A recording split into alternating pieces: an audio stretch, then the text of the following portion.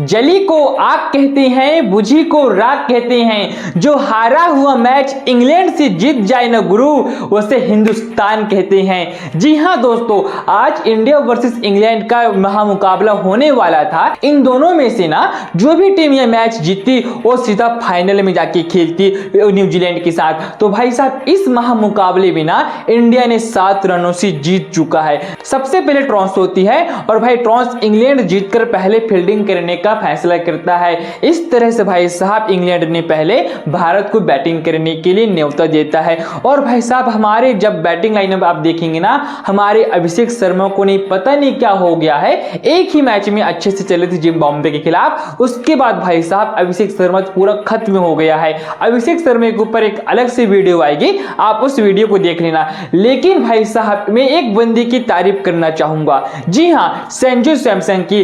जिस इंसान को आप ना पीछे बेंच पर बैठाते हैं, वही इंसान आपका मैच विनर हो जाता है। संजू सैमसन ने इसके पहले वाले मैच में कहा था, वेस्ट इंडीज के साथ जो चल रहा था ना, मैंने 50 मैच खेले हैं तो उनमें से मैंने बैठकर बेंच पे 100 मैच देखे भी हैं। यही सबसे बड़ी बहुत बड़ी बात होती है भाई साहब। जब आप 100 मैच बैठकर देखते हैं ना, तो ही आपको पूरा अनुभव हो जाता है कि आपके सीनियर खिलाड़ी कैसे खेलते हैं, क्या करते हैं। इस T20 वर्ल्ड कप से पहले संजू सैमसन का तो आप परफॉर्मेंस देख लीजिएगा, एकदम भाई एकदम पूरा फ्लॉप थी। जैसे इस समय अभिषेक शर्मा हो रहे हैं ना, सेम भाई सेम कंडीशन उस समय संजू सैमसन की थी। लेकिन भाई साहब, जैसे संजू सैमसन को इस मैच में की मौका मिलता है वेस्ट इंडीज की तरफ से, उसमें भाई साहब 92 रन या 97 रन था। और भाई साहब, इस मैच में ना जब सबसे ज्यादा जरूरत भी पड़ी थी, उस मैच में सबसे ज्यादा जरूरत पड़ी है, लेकिन भाई साहब इस मैच में ना सबसे ज्यादा जरूरत पड़ी थी, तब उन्होंने भाई साहब कितना 89 रन का बनाया है,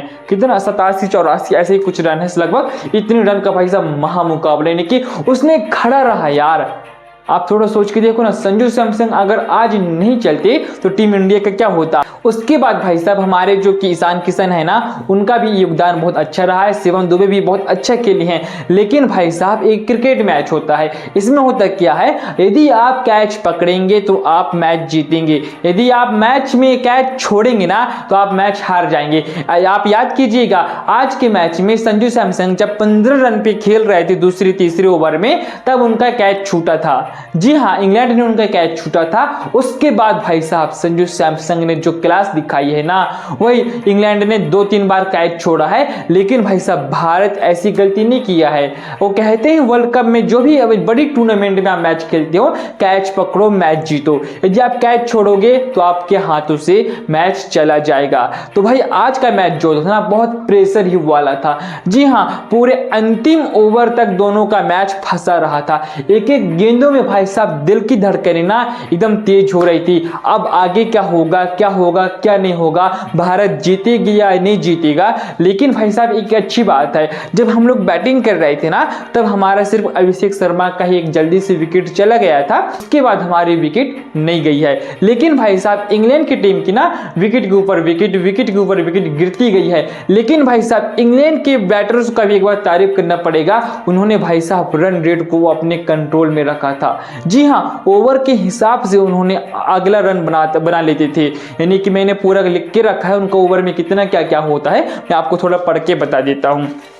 मैंने आपके लिए पूरा सब कुछ करके रखा है। जब हम लोग ना एक ओवर में यानी कि 12 रन पे थे, तो इंग्लैंड भी एक ओवर में 12 रन पे था। जब हम लोग दूसरे ओवर में हम लोग पहुंच गए थे 20 रन पे, और यहाँ पे हमारा एक विकेट जा चुका था अभिषेक शर्मा का।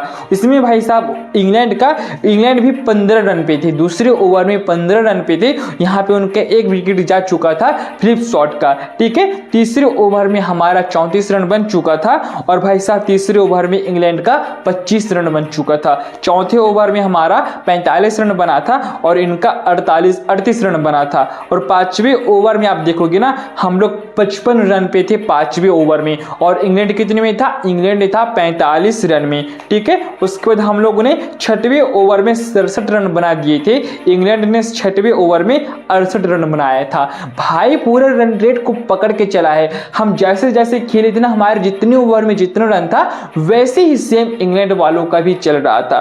7वें में हम 73 में पहुंचे, इंग्लैंड 83 में पहुंच गया, और 8वें में हम लोग 92 में पहुंचे, इंग्लैंड 99 में पहुंच गया। भाई साहब जैसे हम 9वें में 112 में पहुंचे ना, तो इंग्लैंड भाई साहब 113 पहुंच गया था। हमसे हर ओवर में 1 या 2 रन उसने आगे ही रहा है, लेकिन एक बहुत हुआ, उनका विकेट गिरते जा रहा था, इसकी वजह से उनको हार मिली। नहीं तो भाई साहब उनका हारना तो आज नामुमकिन था। जिस तरह से इंग्लैंड के बल्लेबाजों ने खेल रहे थे उनको देख के, हम लोग 10 ओवर में 120 रन बनाते हैं और भाई साहब इंग्लैंड 10 ओवर में 119 रन बनाता है। सिर्फ 1 ही रन पीछे था यहाँ तक, यानी कि बराबरी चल रही थी। लेकिन भाई साहब तब भी स्कोर, यानी कि जहाँ पे आंकड़े नहीं दिखाए जाते हैं, यानी कि ग्राफ दिखा जाता है कि भारत के कितने % जीतने के चांस रहते हैं, मैंने वहाँ पे जाके देखा था, तब भी वहाँ पे 80 से 85% दिखाया जा रहा था।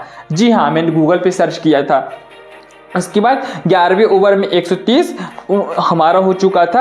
अब सीधा मैं आपको मोटा मोटा बता देता हूँ, हमारा 15 ओवर में हमारा 170 रन था और इनका भाई 15 ओवर में 185 रन बन चुका था। इसके बाद इनका सीधा नहीं कि 18 ओवर में 217 रन था और हमारा 217 था और इनका भाई 215 था। अब 18 ओवर तक भी आप देख लो, 217 218, यानी कि इंग्लैंड ने हमको पूरी तरह से जकड़ के रखा था। उसके बाद भाई साहब जो हुआ है ना, 19वें ओवर में हम लोग 237 पे थे और ये लोग 19वें ओवर में 224 पर थे।